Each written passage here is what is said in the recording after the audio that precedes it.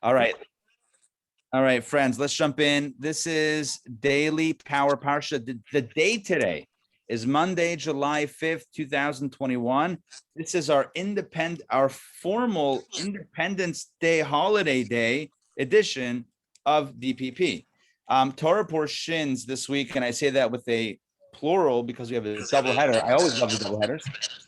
Double header this week is the portion of Matos and Massei. I'm just going to mute everybody to get a nice background. So we have Matos and Massei, and I'm going to pull it up so that we can jump in on the reading together. These are the last two portions of the book of Numbers, and this is it. This is me. So the very special conversation, very special week. I'm going to share my screen. Let's begin. All right. Oh, this is the wrong Torah portion. Look at that. Let's go back. Let's get the right Torah portion. Matos or Matot-Massei. Reading. Here we go. Numbers chapter 30, verse number 2. Remember the setting. Always important to remember where we are and what we are and who we are and how we are. But in this case, it's all about context. It's all about setting. The Jewish people, this is after 40 years of wandering. They weren't really wandering. They were just kind of in a holding pattern until they were able to enter the land of Israel after the decree following the sin of the spies. So the Jews have fulfilled that mandate of 40 years of holding patterning. And now it's time for the final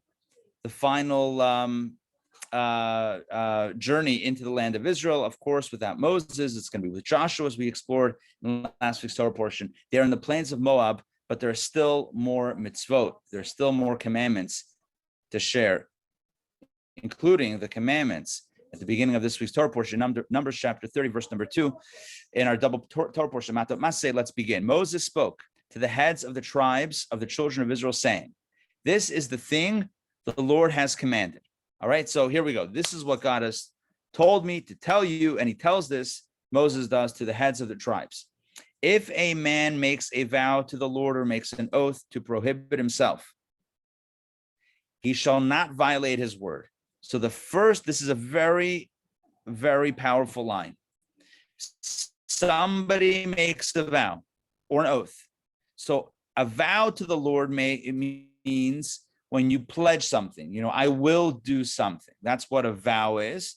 And an oath to prohibit is something where a person would say, I take an oath never again to do this, that, or the other, or not to do such and such. So this would be a vow, would be a positive thing, a vow, to do something. An oath would be a prohibition. But when somebody says it, then he shall not violate his word. You got to keep your word. According to whatever came out of his mouth, he shall do. So here we have the idea that it's very important that we speak accurately and that we carry through with our pledges. Verse number 4.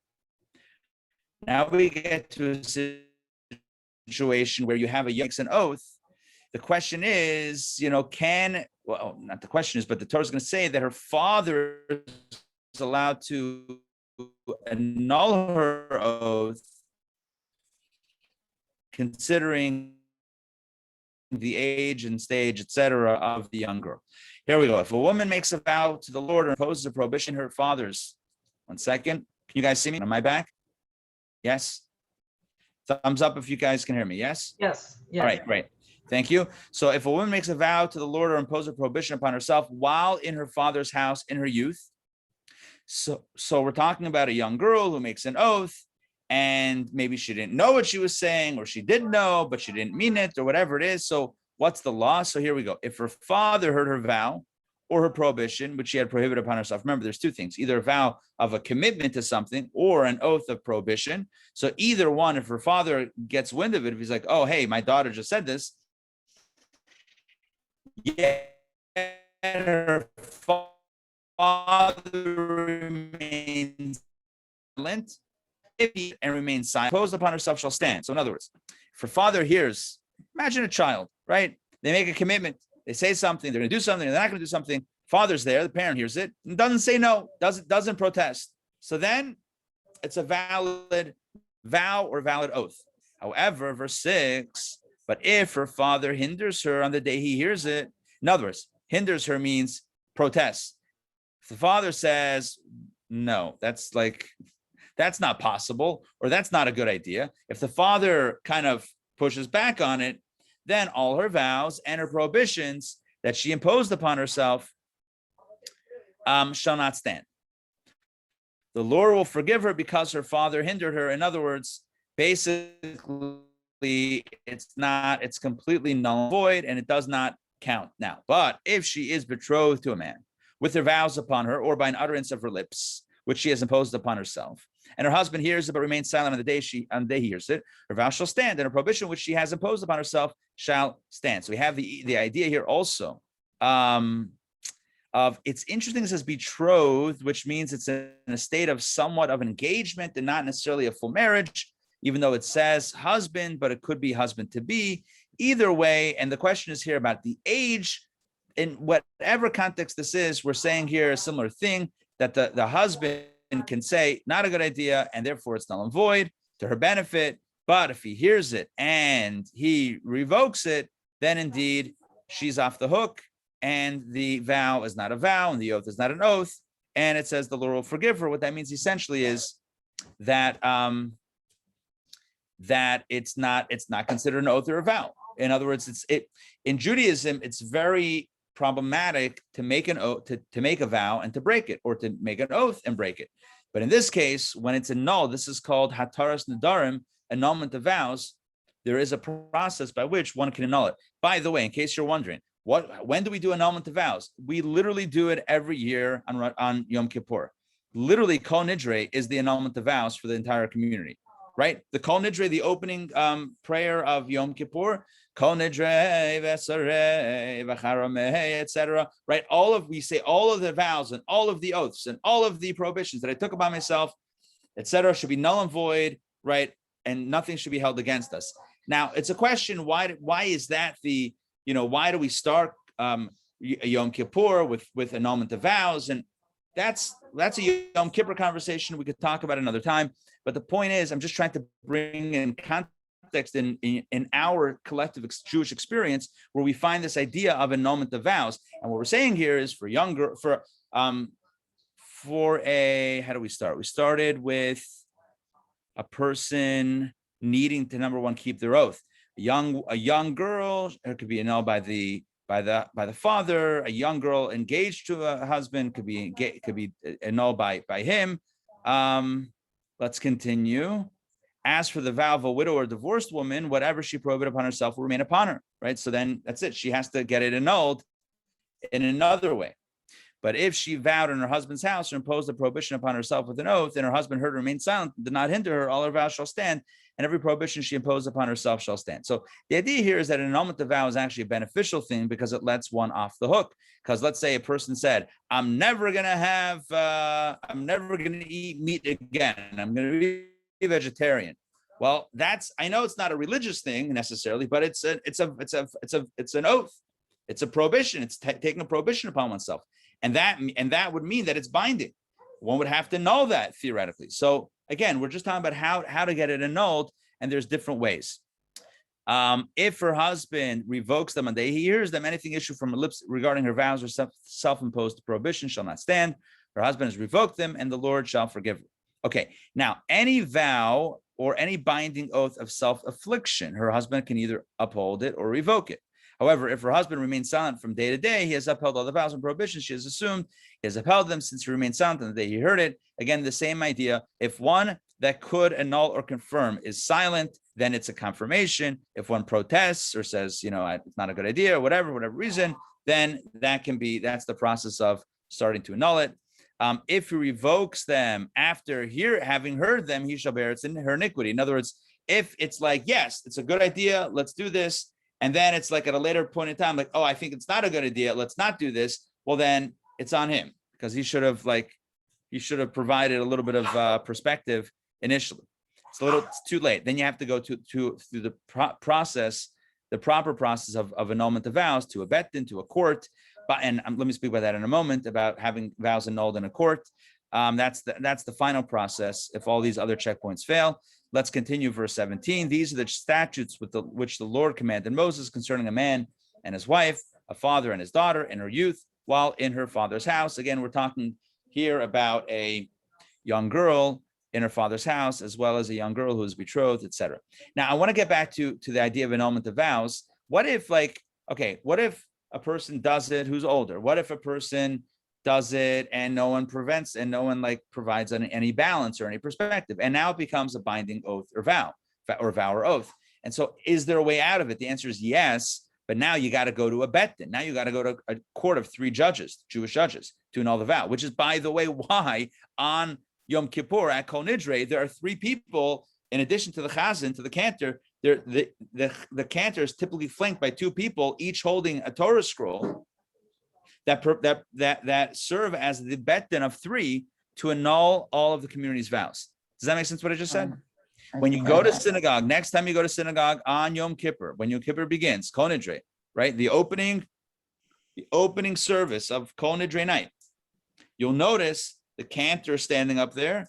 They open up the ark. 2 more people take out Torah scrolls and stand on either side of the cantor, which form a de facto bet din, a Jewish court, a mini Jewish court of 3 judges that then serve to annul, I don't know why I'm air quoting it, to annul, it's actually what's happening, the vows of the congregation.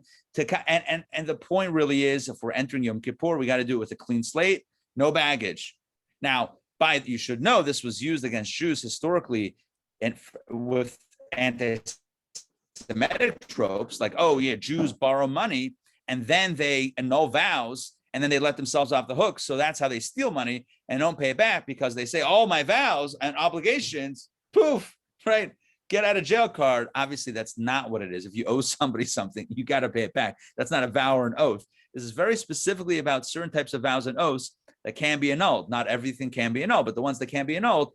So in summation, the oaths and vows that can be annulled, there's a possibility for annulment. Either it can be done by one's parent or one's spouse under certain circumstances, or spouse to be, or by a bet din if all else fails. And the idea here is that it's the benefit of someone to have them annulled from time to time if one is not able to keep them, because all of us make commitments that we end up not being able to keep. Yes, Ray.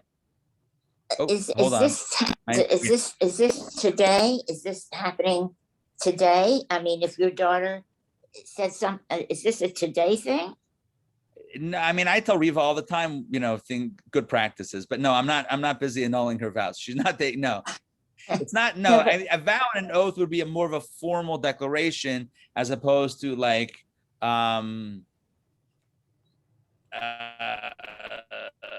don't like, well, I don't know, what doesn't she like to eat? Type of thing. But so I want to clarify. So when we talk about oaths and vows, it's more formal oaths and vows. Like hold on. It looks like my internet is not stable. Give me a second. Hold on. Thumbs up when you can hear me again. Am I back? Thumbs up. Okay, good. I know it cuts out. I see it's popping up. It's unstable a little bit. So we're trying to power through this.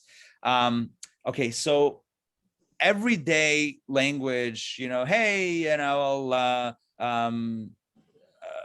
whatever it is, like everyday conversation, it doesn't rise to the level of a vow or an oath. A vow or an oath is more of a formal commitment that one needs to take seriously. Now, in Judaism, we should ideally take everything that comes out of our mouth seriously, but there are certain things that would rise to this level. But if one would take, for example, a religious restriction, if somebody is starting a mitzvah or whatever, makes a commitment to something, then to break it, would be, well, number one, it wouldn't be good to break a positive thing. So marriage, for sure, don't do it. But sorry, a marriage, you take a vow. Yeah, but it's not no, we don't take vows. That's in America. They take vows. In America, you write vows and everything. It's a declaration and an acceptance. It's not a vow. It's not a vow. It's not like That's the English stuff. I promise to whatever, to sickness and health, whatever they say in the movies, right? That stuff is more of an Amerikanische. It's more of an American thing. At the chuppah, the husband says, "Hari Amakudeshes li, behold, you are betrothed," and she accepts, and that's what makes it. It's not a vow as much as it is kind of a legal action that is broken with a get, with the divorce get. Right. What about the one we make at Simchat Torah? The resolutions. Yeah. So this year, How is it called again? It's a hachlata. It's a resolution, a positive resolution. Hachlata. Hachlata. So when you make a hachlata, so that's kind of like, this year I'm going to go to shul every Shabbat. Let's say somebody says, this year every Shabbat I'm going to go to shul. And then one finds that it's maybe not so easy, and maybe instead of every week, it's going to be, every other week. Let's just say. I'm not suggesting this, right? But let's just say. So, yeah, would one have to go in front of a bet din, in front of a court of Jewish law and whatever? The answer is no, because one recognizes when going into it that it's something that they're striving to do and not something that they're absolutely vowing and oathing to, if that makes sense. Again, I don't want to let us off the hook. We should keep our commitments, but there's a difference between more of a legal declaration and more of a I'd like to. And along those lines, this is why, and some of you may know this is why traditionally when we say one of these types of I'd like to things, we follow it with a phrase called Bli neder, which means I'm saying this and not making an oath or vow. So we actually say, yes, this year, please God, I'll be at shul every Shabbat, bli neder. That means I'm going to try to, but I'm not taking an oath or a vow about it, right? I'm not rising to that level of commitment, but that's my intention. So what if you don't say bli neder? What if you don't specify that it's not an oath? Does it by default become an oath or a vow? I don't know. My thought is no. My understanding, just the way Judaism is practiced, and people are not running to convene bet-dins every day. Like, oh man, I said I would, do X, Y, and Z, and I'm not doing it. I need a court. It's not a thing. But if one does something a little bit more serious, more formal commitment, then it would fall into that category. Now, I'm sure that in the codes of Jewish law, there is a discussion about exactly what constitutes this a vow, what constitutes that oath, what constitutes the level of where you need to go to convene a bet-din of 3 experts to annul it, etc. I'm sure it's discussed, but that's a little bit more of a deeper dive than I'm ready to do today. So hopefully this has piqued our curiosity enough that we're at least knowledgeable about the topic, if not knowledgeable directly in the entire topic. Okay, at least to keep it in mind as we know to keep it in mind as we go about our conversations. Now let's jump into Numbers chapter 31, which is some unfinished business. All right, you'll all know immediately what we're talking about because we just read about it last week, about the Midianites who sent the daughters to entice the Jewish men, and idolatry and immorality and adultery and all that stuff. So here we go, payback, just desserts, whatever you call it, is about to happen. Numbers chapter 31. The Lord spoke to Moses saying, take revenge. That's a harsh word, but take revenge for the children of Israel against the Midianites. The Midianites, remember, it was the Midianite princess who was with the Jewish prince. Anyway, so God says, they started up with you. They decimated your numbers. There was a plague that broke out. So take revenge against the Midianites. And then God tells Moses, so lead a battalion or lead an army against the Midianites. And then afterwards, God says, look at this language, you will be gathered to your people. By now, you should know that gather to your people means death, right? Gather to your people means back to the earth. So God tells Moses, this is going to be your final act. Your final act is going to be leading the Jewish people against the Midianites. And then that's going to be it. Okay, this is his swan song, if that's the right phrase. So Moses spoke to the people saying, I need to point out, Moses did not delay. Imagine if somebody was told like, okay, this is gonna be it, and then you're gonna pass away. Be like, all right, so I'll do it in a few months. No problem. If this is what's gonna be the end, well then no. Moses immediately jumps on this. Moses goes straight to the people. Says, arm from among you, men for the army. In other words, let's put together an arm for the army, that they can be against Midian. I feel like the translation here is being a little bit literal, so it's like doesn't read so well in the English. Basically, let's gather soldiers and let's fight against Midian and carry out the revenge of the Lord against Midian. Notice the difference. God says, take revenge for the children of Israel against the Midianites. Moses tells the people it's the revenge of the Lord. And as the commentators point out, each one was worried about the other's honor. So God says the Jews were dishonored by the Midianite assault. So go after the Midianites, take revenge. And Moses tells the people, you know who was assaulted? God was under assault because they went after us spiritually. And so God was under assault.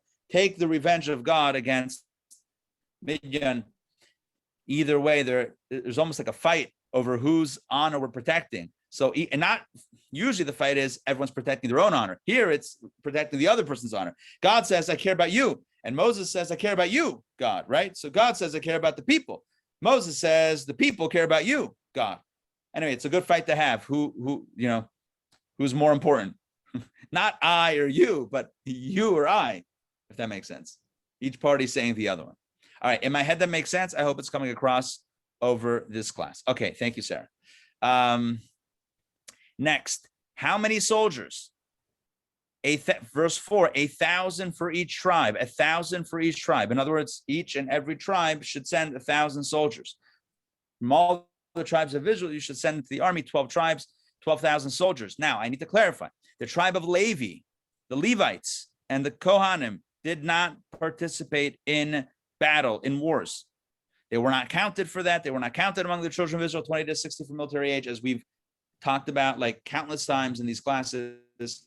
They were not. How do you get 12 tribes? If Levi is out, because you divide Joseph.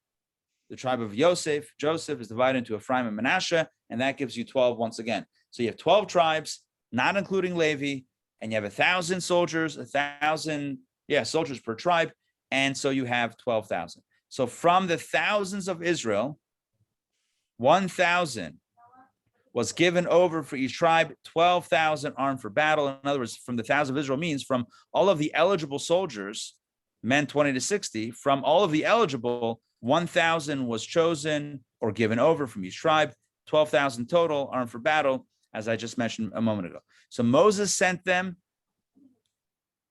Who's them? The 1,000 from each army. Sorry, the 1,000 from each tribe to the army.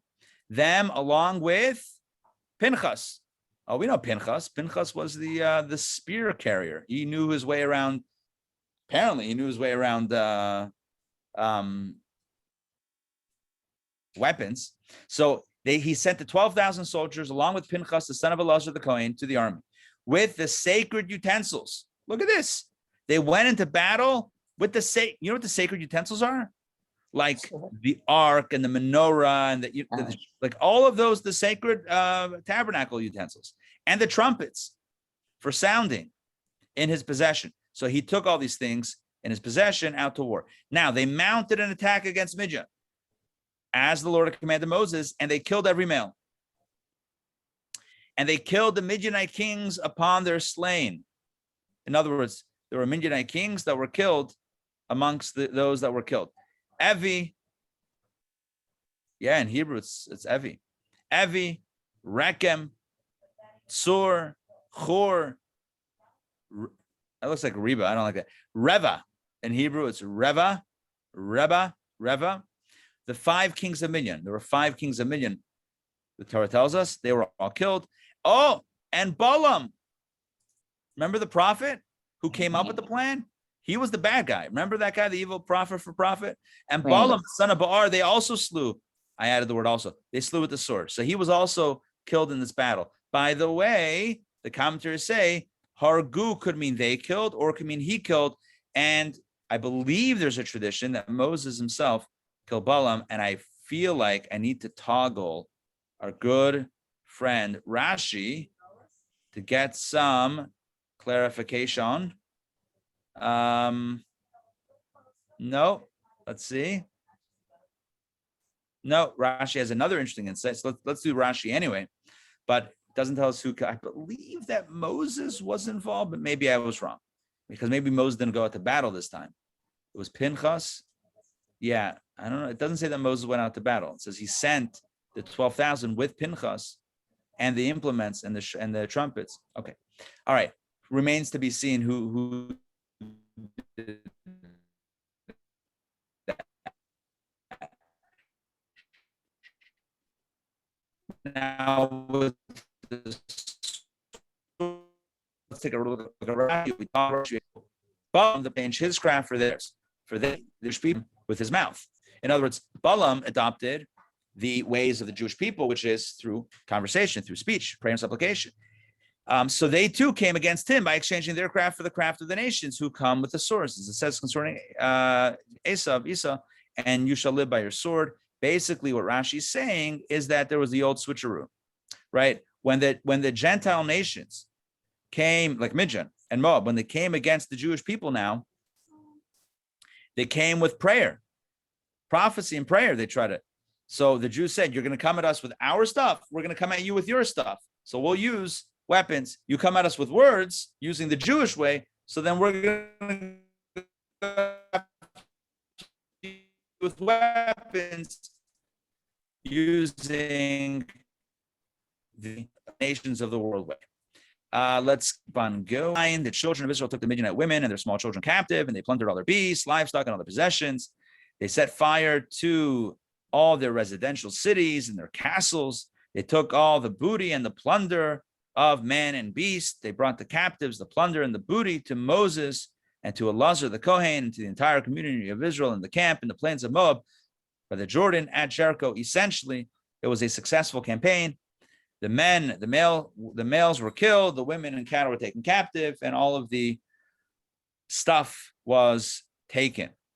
Now, what do you do with all this stuff? That's probably your question. What do you do with all this stuff, right? All right, here we go. Here we go. Take a look. Chapter 31. And there's no easy way to talk about war, and there's no easy way to make it sound like they all met on the battlefield and exchanged flowers and that was it, because that's not what happened. This is not an indication of, what we need to be doing today or my stance on violence and war, etc. We're studying what it says in Torah, and this is the story. Chapter 31, verse 13, and obviously there's always lessons in this Torah stories, but this is the story that we are taught. Verse 13, Moses, Elazar the Kohen, and all the princes of the community went out to meet them, the soldiers, outside the camp.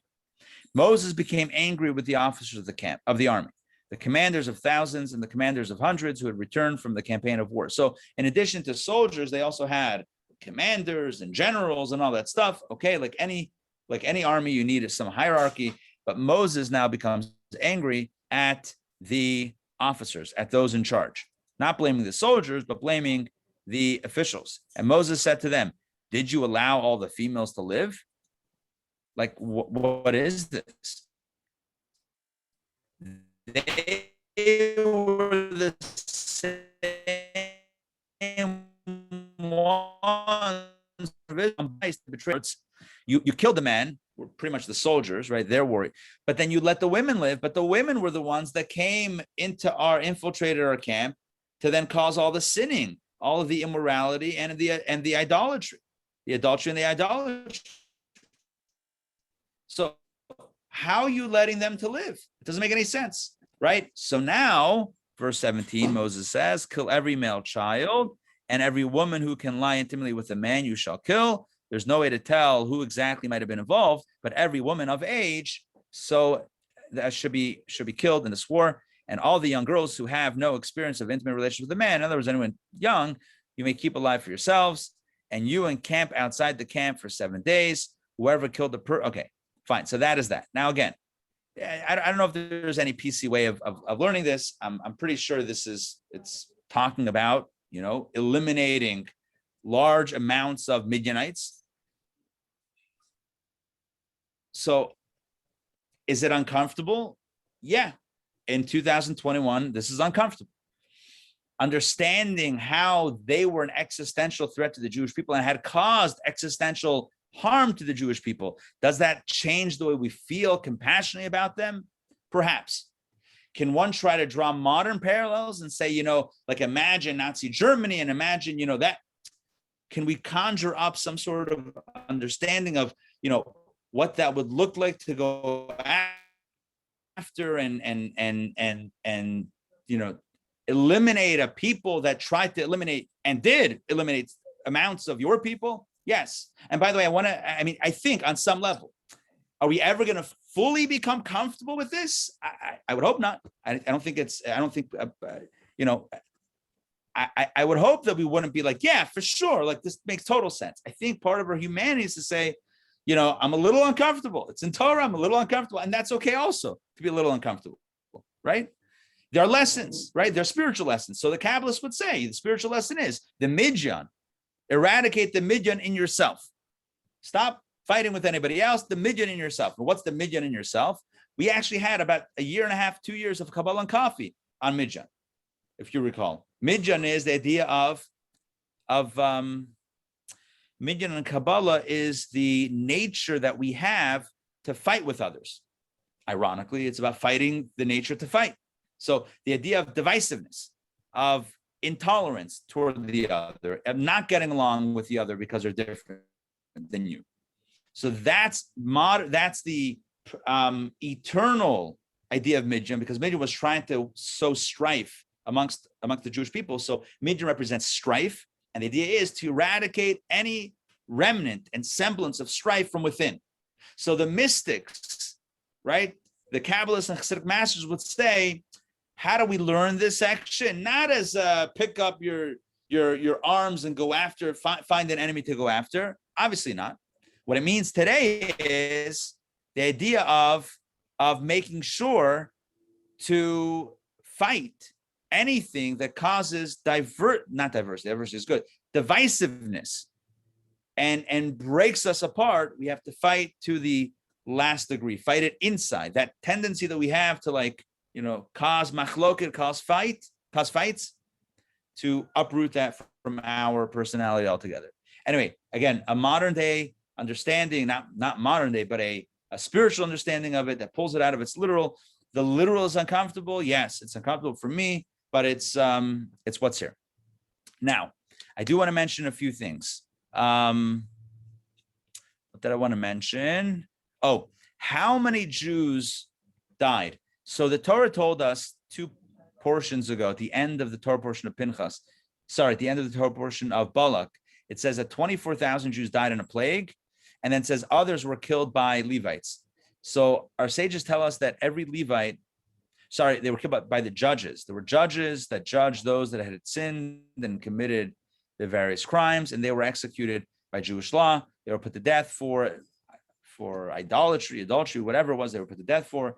It says there was a total of 176,000 additional Jews who were killed, which means that it was a total of 200,000 Jews that were killed on account of the Midianites. Now, again, not to take away personal responsibility, but there was a sense of, not a sense, but there was a massive loss that was stirred by the Midianites. And thus, you can imagine how that was seen to be something that needs to be taken care of. Let's continue. And you, in other words, you soldiers, encamp outside the camp for 7 days. Whoever killed the person, whoever touched a corpse, shall cleanse himself on the 3rd and 7th day, both you and your captives. We know this before, when somebody comes in contact with human death, there's a process. So just reiterating the process here a little bit. Garments, articles, I guess that was common then. Any goat products, and every wooden article shall undergo purification. So these items need to be purified, essentially in a mikvah or a koshering situation. Elazar the Kohen said to the soldiers, verse 21, Elazar the Kohen said to the soldier returning from battle, this is the statute that the Lord commanded Moses. Only the gold, the silver, the copper, the iron, the tin, and the lead, whatever is used in fire, you shall pass through fire, and then it will be clean. We're talking here about koshering something like, let's say, utensils, pots or pans. Remember, they took all the booty of the Midian, and those they they took the loot of Midian. It included items, included vessels, included pots and pans and utensils and whatnot. So how do you kosher them? How do you make them kosher? Whatever was used with fire, whatever you cook using fire with, right? So you shall pass through fire and it will be clean. It must, however, also be cleansed with sprinkling water. That means mikvah. And whatever is not used in fire, you shall pass through water. So you could either kosher something, and we do this today. This is where we learn the laws of koshering. How do we kosher something that was used for non-kosher beforehand? So you either put it through fire or you put it through hot water, and then you dip it in a mikvah. That's the way it works. So on a very simple level, just to break this down very simply, let's say a person decides they want to become kosher. They want to go kosher. So from now on, only kosher food in their kitchen, which, by the way, it's eminently doable and it's incredible. So I encourage everyone to at least consider it at some point to go kosher. It's kosher, it's healthy for the soul, healthy for the body, it's fantastic. And there's some basic framework. Obviously, you don't mix meat and milk together, only bring stuff that have a kosher symbol.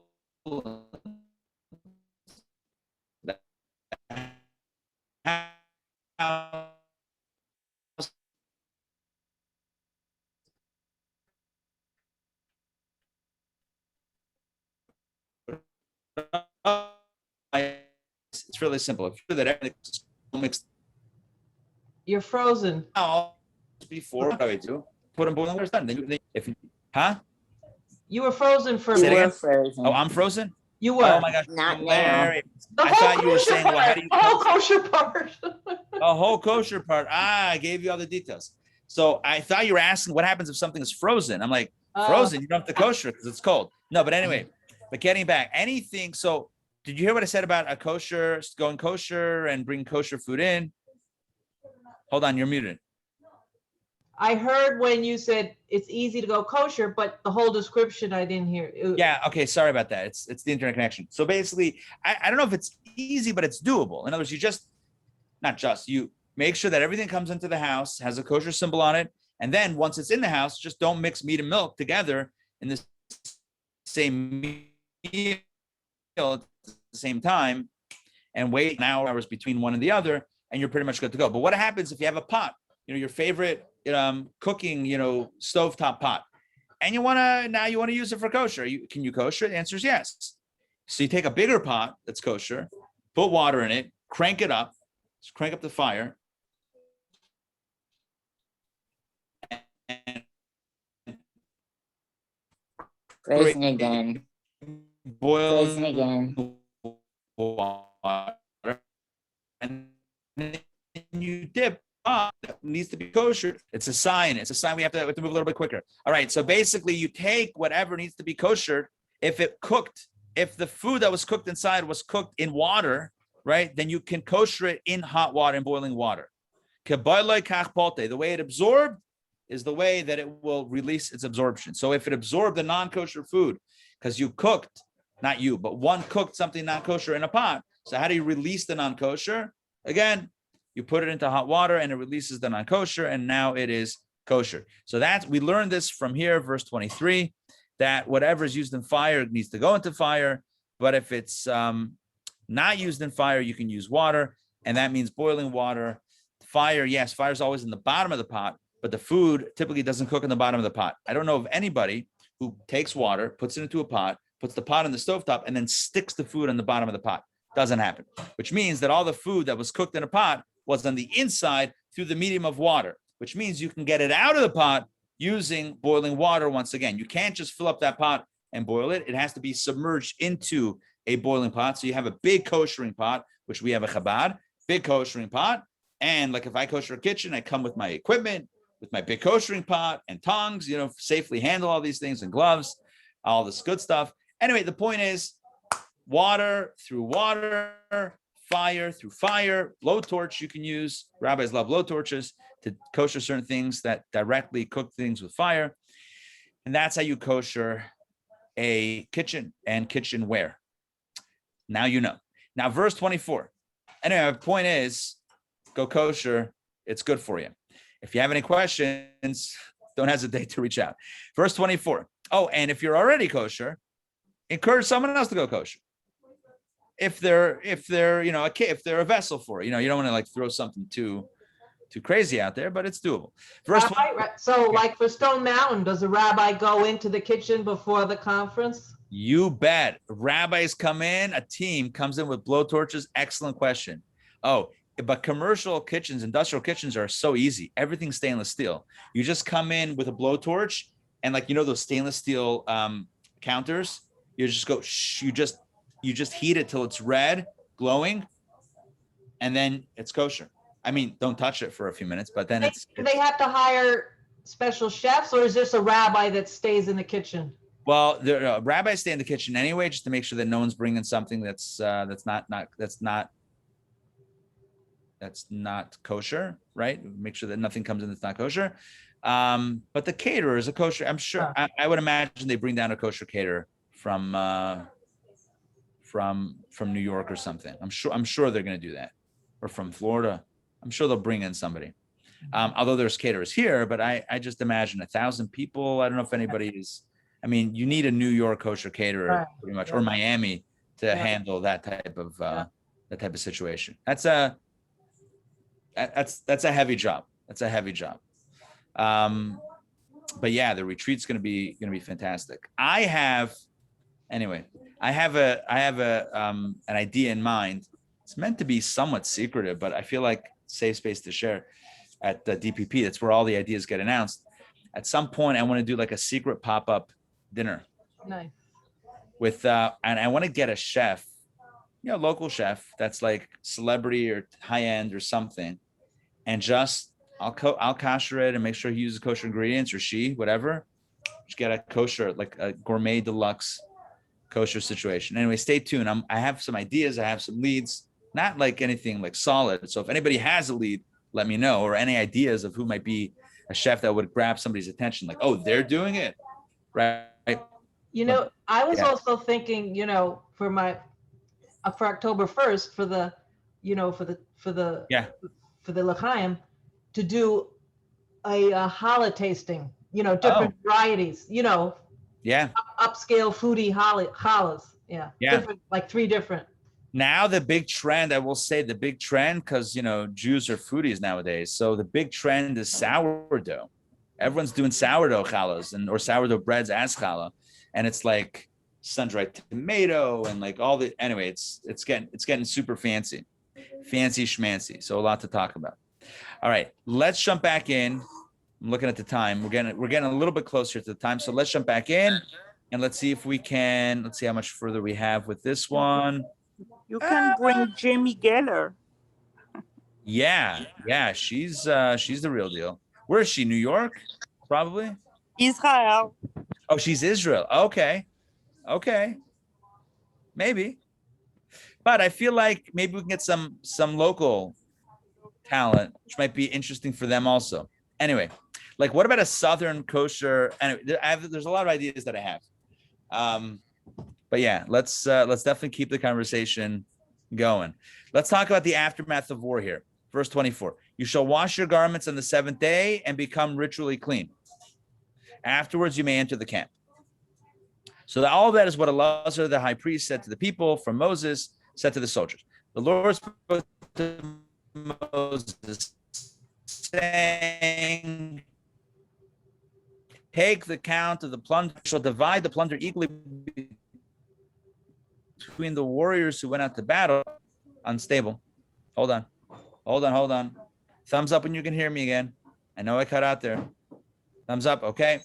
So you shall divide the plunder equally between the warriors who went out to battle and the entire congregation, and you shall levy a tax for the Lord from the soldiers who went out to battle, 1 soul out of every 500, from the people, from the cattle, from the donkeys, from the sheep. You shall take from their half and give it to Elazar the Kohen as a gift to the Lord.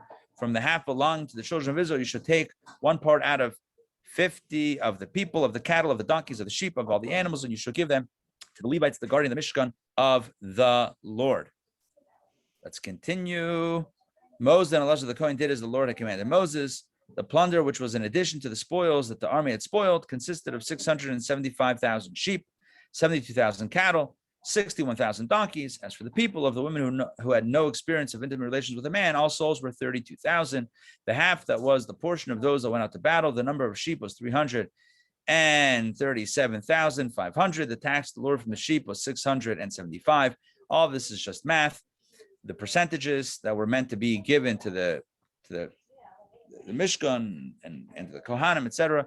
The tax, 36,000 cattle, of which the tax of the Lord was 72, 30,500 donkeys, of which the tax of the Lord was 61, 16,000 people, of which the tax of the Lord was 32 people. Moses gave the tax, which was a gift to the Lord, to Elazar the Kohen, as the Lord commanded Moses, and from the half allotted to the children of Israel, which Moses divided from the men who were going to the army. The community's half consisted of 337,500 sheep, the same amount they divided in half, 36,000 cattle, 30,500 donkeys, and 16,000 people. Moses took one part out of 50 from the half of the children of Israel, the people and the animals, and gave them to the Levites, the guardians of the Lord's sanctuary, as God commanded Moses. The officers appointed over the army's thousands, the commanders of the thousands, the commanders of hundreds approached Moses. They said to him, "Your servants counted the soldiers who were in our charge, and not one man was missing from us." In other words, they basically said, we didn't lose one soldier. Not one soldier in this battle died or went missing. We therefore wish to bring an offering to the Lord. And any man who found a gold article, be it an anklet, a bracelet, a ring, an earring, a body ornament, to atone for our souls before the Lord. Moses and Elazar the Kohen took all the gold articles from them, the total of the gift of gold which they dedicated to the Lord. So they basically said, none of it, we're all safe. So any gold that we got, we want to give back as a donation to the temple, to God. So that the total of the gold which they dedicated to God amounted to 16,750 shekels. This was from the commanders of the thousands and the commanders of the hundreds. The soldiers had seized spoils for themselves. Moses and Elazar the Kohen took the gold from the commanders of the thousands and hundreds and brought it to the tent of meeting as a remembrance for the children of Israel before the Lord. So I know I ran through that quickly, but I don't know. I feel like we got it. There was a war. There were things that they got from the war. And the idea was keep some of it and give it back. What did it do with the people? I don't know exactly. I'm not sure, but I imagine they were either helping out or whatever it is. I'm not sure what the long-term plan with that was. But the cattle, I'm sure the ones that were donated went to be brought as sacrifices and offerings, and the other ones just became part of the larger flock. All right, so what's the moral of the story? Number one, don't start up. Number one, don't start up. It's not good. Number two, I told you on a spiritual level, we have the idea of midjan. Midjan means divisiveness, discord, dissent, right? The idea of fighting, infighting. We know that the temple was destroyed because of infighting, because we couldn't get along, and the temple will be rebuilt when we heal that amongst us. So the message here today is needs to be a positive one, which is that we have to heal all that divides us so that we can we can finally once and for all get along with each other. And this is the most straightforward path to Mashiach, the rebuilding of the temple, and all the blessings that we want. We also spoke about the importance of considering our words carefully and making sure that the vows and oaths we take, we stand behind. And we spoke a little bit about Yom Kippur as well. So yeah, that's the message of the sacredness of our words, that sticks and stones may break our bones, but names will never hurt us. Not necessarily. The words that we say have an effect. We have to treat them as sacred. All right. Yes. So sure. The temple, you're saying, you just said because we couldn't get along. Was it the Jews that couldn't get along with each other? Yeah, the Jews couldn't get along with each other. Yeah. It says the enemy only, the other nations only had the ability to do what they did because we were fractured. On a pragmatic level, that's true. And also on a spiritual level, that's true. We know that if a nation is strong and they fight, they band together, they can usually repel an enemy. I mean, unless it's under, unless there's, but think about it even this way. We recently had a class where we spoke about the 10 lost tribes. Remember in the Mashiach course we talked about, and that was a product of the Jewish nation splitting. And there was a southern kingdom and a northern kingdom, and they didn't get along, and there was corruption. And then the northern kingdom became vulnerable and was picked off one by one by the Assyrians. Well, again, a fractured people physically becomes more vulnerable, let alone spiritually becomes less worthy than if we're banded together. So on every level, both pragmatic and spiritual, it behooves us to just get along. Very interesting point. Quickly, you know, I was looking at different Jewish organizations, like in their events, and there was one organization where they had you register, and you know how like now, I don't know if you're familiar, but nowadays in the general secular community, if you sometimes you have to declare it's not man and woman, there's all different variations of.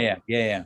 So on this Jewish website, there was like 50. They wanted you to pick between 15 different things. I mean, talk about all sorts of Diversity. Yeah. I mean, yeah, but I mean, like there was conservative, ultra conservative. There was Denominations. Yeah. and things I never. There was like 15. So in a way, that's kind of construction. Yeah. Exactly. There's the new things too, new ones. I mean, so that kind of puts us in somewhat of a. So right, and Chabad is always about trying to erase those. A Jew is a Jew was the Rebbe's motto. Like labels are for suits and for dresses, not for people.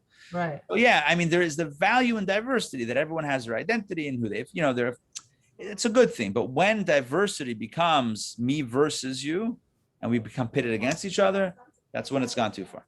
All right, I want to just respect everyone's time. It's a little bit late, so everyone have a wonderful day. No class tonight. I don't believe there's class tomorrow night, but we will be back very shortly. Hey, Sarah, good to see you.